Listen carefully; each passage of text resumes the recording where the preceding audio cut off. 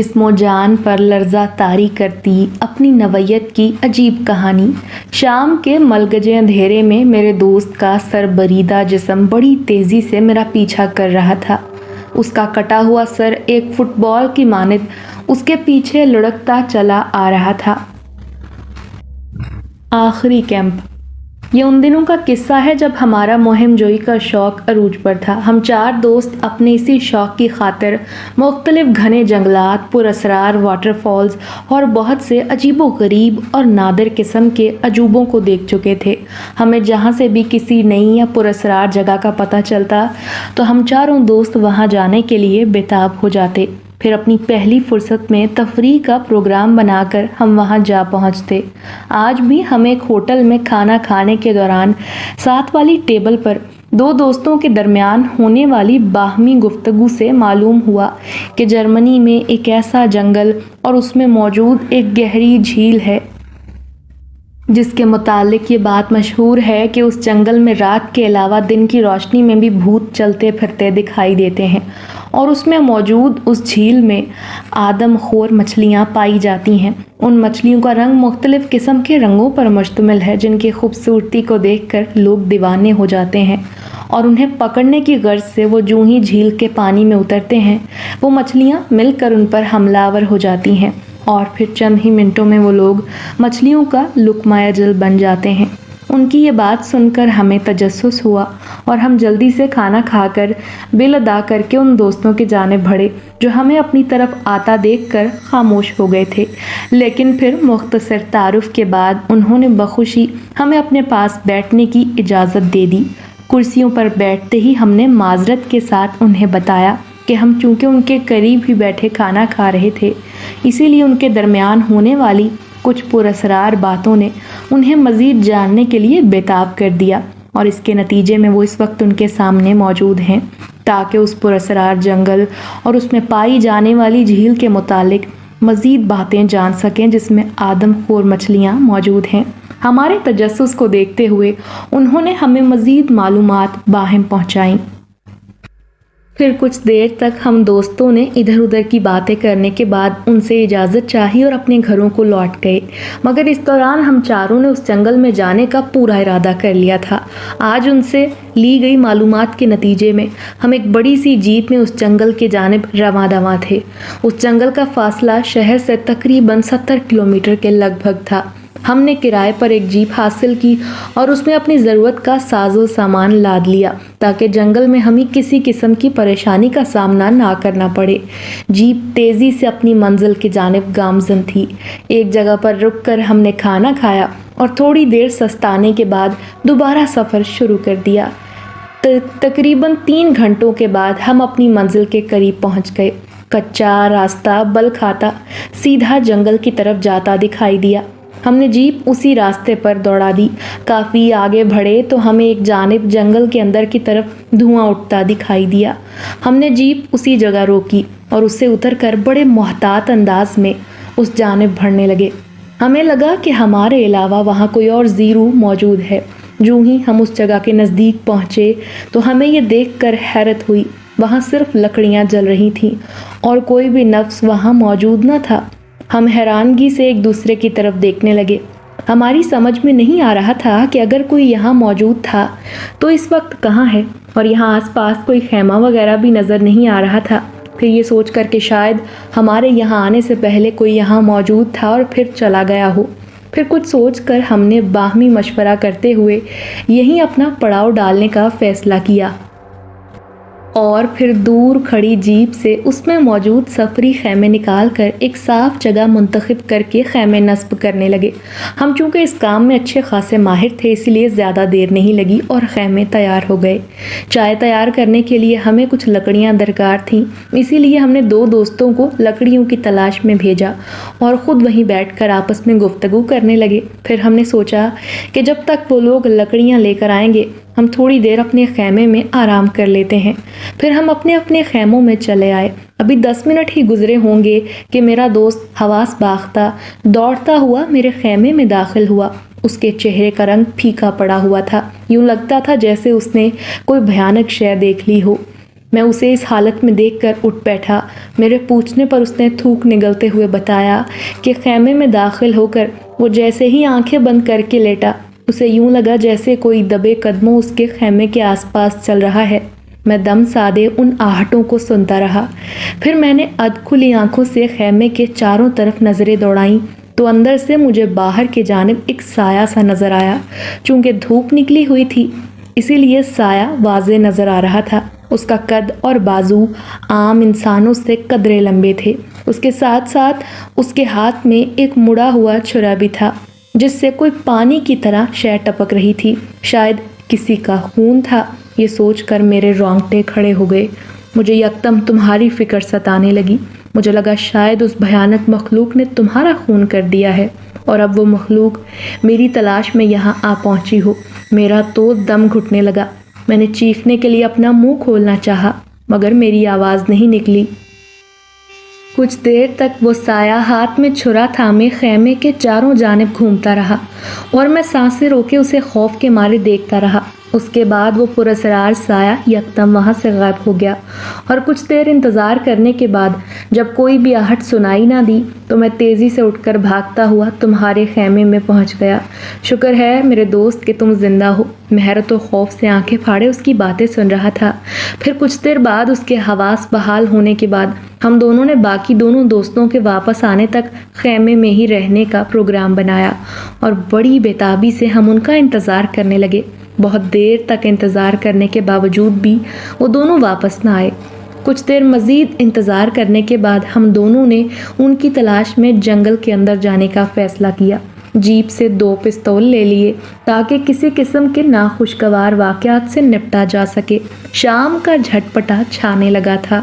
ہم جنگل کے اندر بنی پگڈنڈیوں پر چلنے لگے۔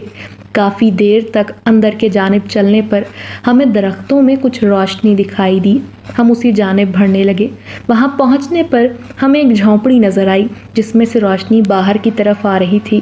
ہم نے تھوڑی دیر تک وہاں رک کر اشارے سے ایک دوسرے کی جانب دیکھتے ہوئے اندر جانے کا ارادہ کیا۔ پھر آگے بڑھ کر دروازہ کھٹکھٹانا چاہا۔ وہ یوں کھل گیا جیسے کسی نے اسے اندر کی طرف سے یکدم کھول دیا ہو۔ ہم نے حیرت سے ایک دوسرے کو دیکھا۔ پھر ہمارے آوازیں دینے پر اندر سے کوئی جواب یا آہٹ سنائی نہ دی تو ہم نے قدم اندر کے جانب بڑھائے۔ اندر داخل ہونے پر دیکھا تو ایک طرف اینٹوں کے ایک چبوترے پر لالٹین رکھی ہوئی تھی جو روشن تھی، لیکن ہمارے اندر داخل ہوتے ہی وہ یکدم یوں بجھ گئی جیسے کسی نے زور سے پھونک مار کر اسے بجھا دیا ہو۔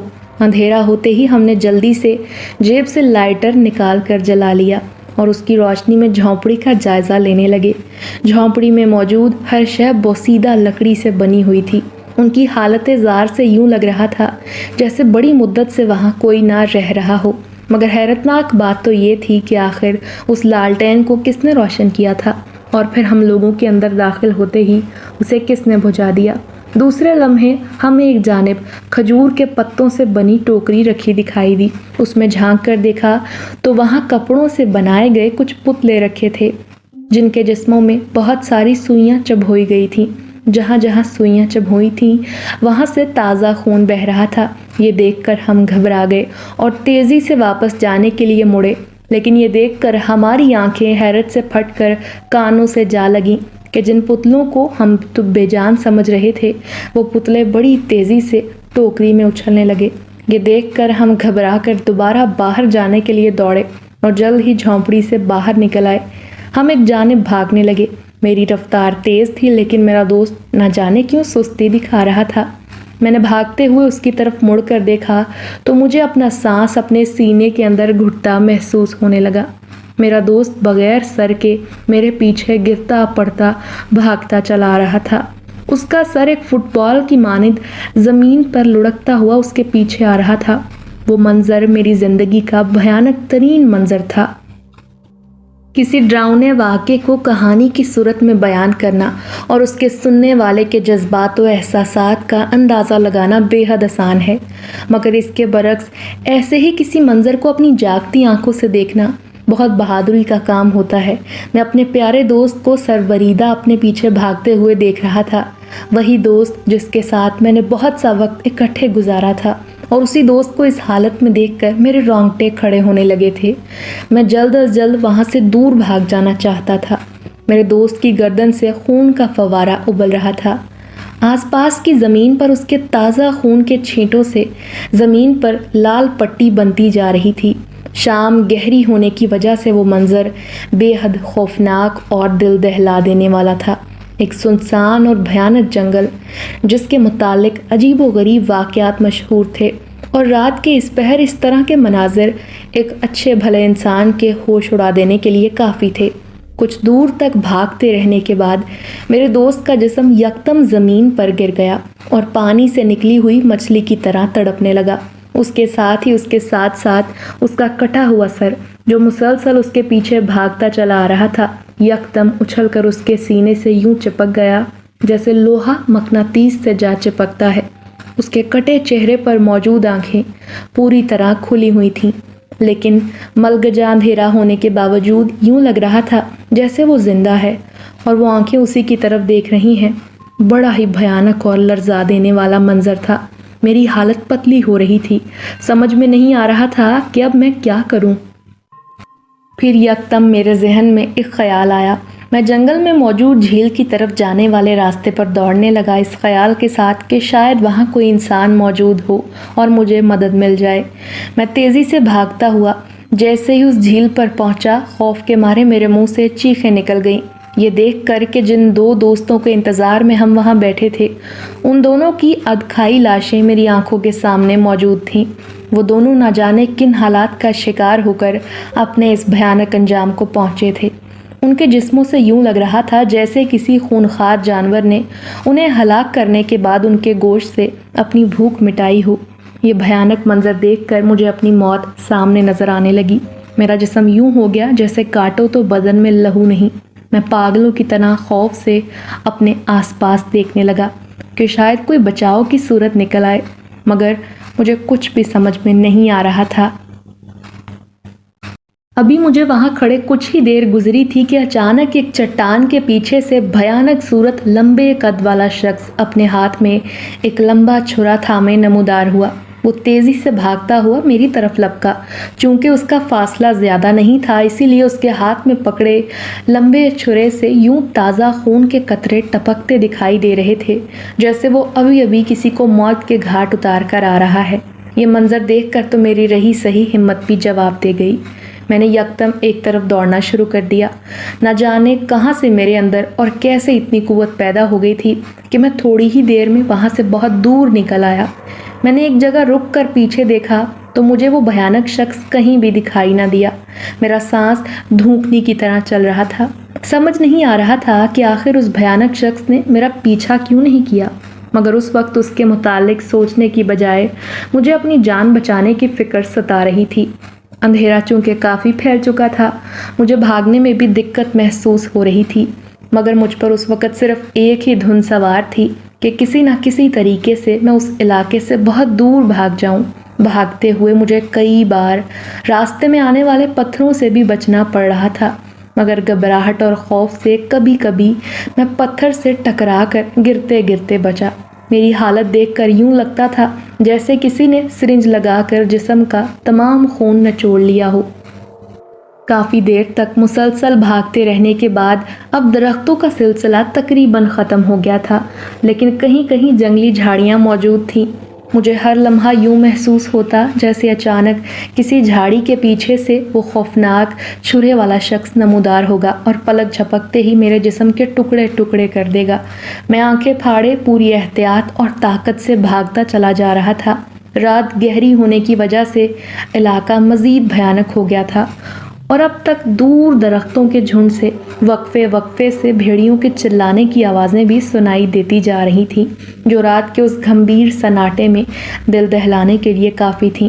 میں دل ہی دل میں دعائیں مانگ رہا تھا کہ جلد از جلد یہاں سے بہت دور نکل جاؤں، ورنہ اگر ان بھیڑیوں کو میرے جسم کی بو پہنچ گئی تو پھر، یہ سوچ کر تو میرا خون خشک ہونے لگا۔ موسم میں قدرے خنکی ہونے کے باوجود میرا پورا جسم پسینے میں نہا گیا تھا۔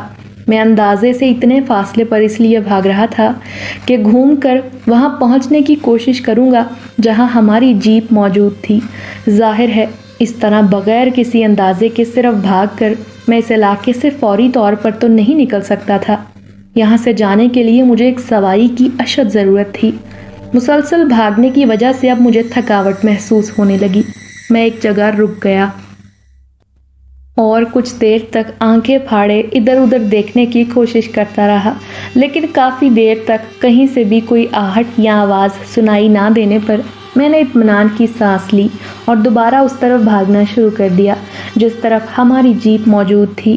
شہر سے جنگل کی طرف آتے وقت میرے ذہن میں کچھ راستے یاد تھے، اسی لیے میں آخر کار وہاں پہنچ ہی گیا۔ میرے مسلسل بھاگنے کے دوران ہی چاند نے کچھ روشنی زمین پر پھینک کر آس پاس کا منظر واضح کر دیا تھا، اسی لیے مجھے زیادہ پریشانی نہ اٹھانی پڑی۔ جلد ہی میں وہاں پہنچ گیا جہاں ہم نے اپنا کیمپ لگایا تھا، لیکن میں سیدھا جیپ کی طرف جانے کی بجائے ایک طرف موجود ایک جھاڑی کی اوٹ میں رک کر حالات کا جائزہ لینے لگا۔ چاند کی روشنی میں وہاں کا منظر واضح دکھائی دے رہا تھا، مگر کافی دیر تک وہاں کسی کو نہ پا کر میں نے آہستہ آہستہ جیپ کی طرف قدم بڑھائے۔ یہ میری خوش قسمتی تھی کہ جیپ کی چابی میری جیب میں موجود بٹوے میں تھی، ورنہ اس وقت میں بڑی مشکل میں پھنس سکتا تھا۔ جیپ کے قریب جا کر میں نے بٹوے سے چابی نکالی، جلدی سے جیپ میں سوار ہو کر اسے سٹارٹ کیا اور جنگل سے باہر جانے والے راستے پر جیپ کو دوڑانے لگا۔ جیپ کی ہیڈ لائٹس کی روشنی سے راستہ مزید واضح دکھائی دینے لگا۔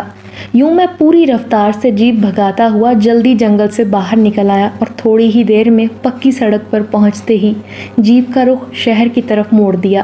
مسلسل 2.5 گھنٹے تک ڈرائیونگ کرنے کے بعد بالآخر میں اپنے گھر پہنچ گیا۔ پھر 2 دن تک مسلسل بخار اور نیم بے ہوشی کی کیفیت مجھ پر طاری رہی۔